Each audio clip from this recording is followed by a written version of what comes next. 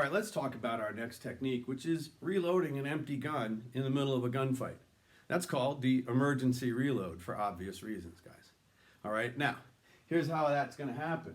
All right, we're going to be firing away, and then suddenly we've shot the last round, and that slide locks back. We're going to recognize that we're at slide lock, okay? As soon as we recognize that that weapon's empty, we're going to start bringing that gun into our workspace at the high compressed ready. The weak hand's going to go down to get the magazine out. Same time that strong hand is releasing the empty magazine from the gun. That gun's continuing back. All right, now as we go into the magazine, I'm following my body line up to that magazine well. I'm inserting it nice and briskly.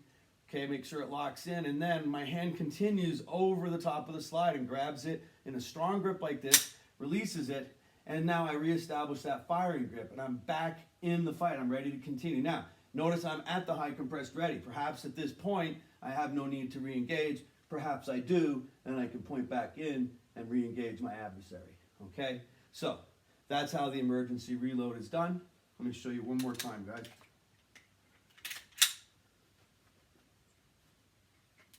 All right, so put a round on that.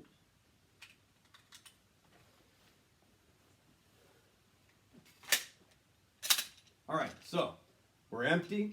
This is firing away, and all of a sudden we realize, I felt that slide lock. So I'm bringing that gun in. As I come in, I'm reaching for that new magazine. The old one comes out, the new one goes in over the top, release the slide, and I'm ready to continue the gunfight. All right. Now, there's a few things to talk about. One, how we're releasing the slide. Right? You noticed that support end came up, put the magazine in, and then we went over the top like this. Notice what that allows me to do. First of all, I get a really strong grip on the gun using the heel of my hands and the pads of the fingers right there on those grasping grooves. All right?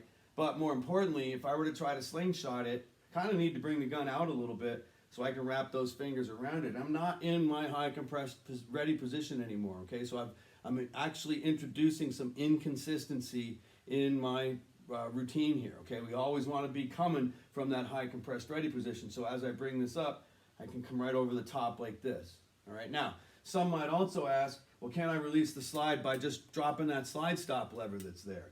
Isn't that going to be faster? Well, you know, the reality is that, yes, that probably is going to be faster, all right? But the reality also is that many guns have difficult to drop slide stop levers. They have a really strong spring. It makes it super hard to push that slide stop lever down, all right? You can also actually get into a situation where you release that slide stop before the magazine is fully in the gun, thereby not actually chambering around. So the scenario is just as you're putting that magazine in, you're in such a rush to get that slide forward that you release the slide just an instant before that magazine locks into place. And since it's not fully up, no round gets put into the chamber. All right. So things that we want to avoid, obviously, we need to have a level of consistency, and that's the way to develop a level of consistency. So as we come in, we bring that magazine in, we come up over the top, release the slide, and we're back in the fight.